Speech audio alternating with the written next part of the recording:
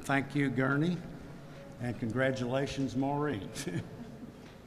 As Marchetta mentioned, I'd been traveling and spent February and March in Asia, in Cambodia and Malaysia, where I lived for a year, and then in southern China at the university there.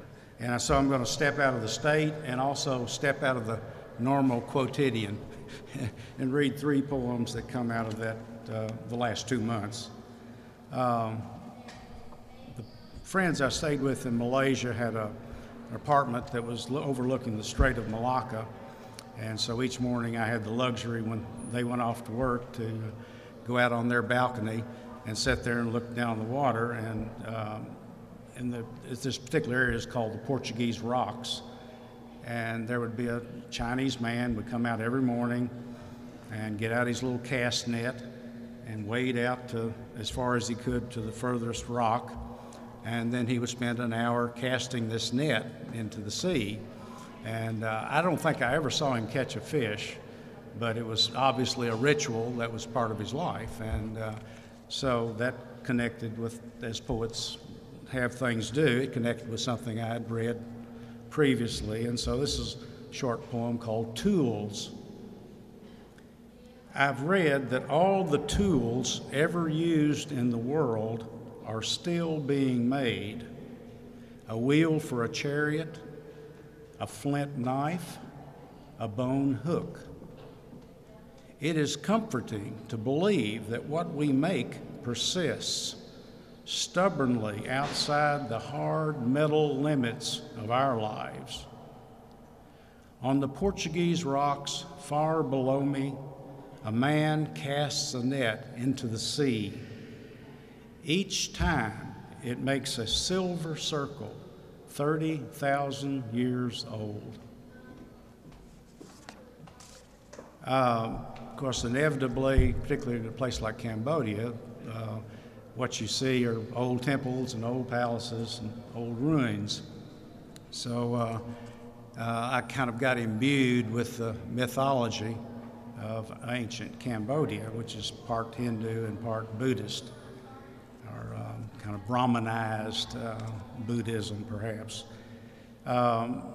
The figure in the poem is Vishnu, who is one of the Hindu trilogy, and he's usually depicted as having a blue skin and 4 arms, and he is the preserver portion of the Trinity.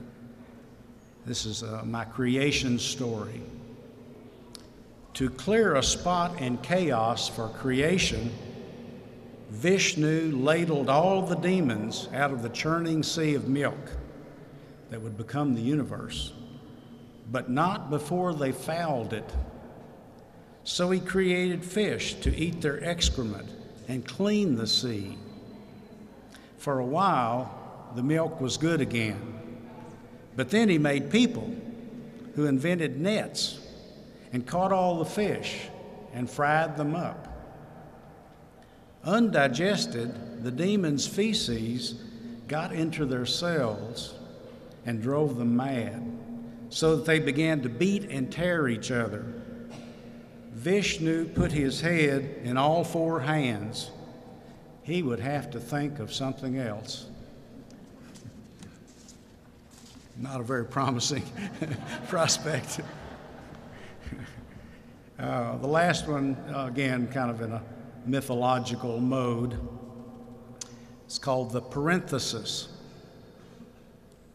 Before we were born, our parenthesis was already made, cut into an endless sheet of old boilerplate that lies in the shade of a mile-high tree. It has killed all the grass beneath it. The face of the metal is pitted like the moon. Clouds of rust roam across its airless space.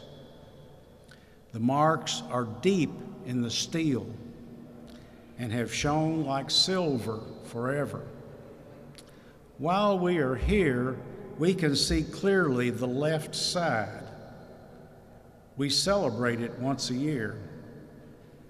Each morning we wake believing we live in infinite time even though the right side gleams unseen only minutes away.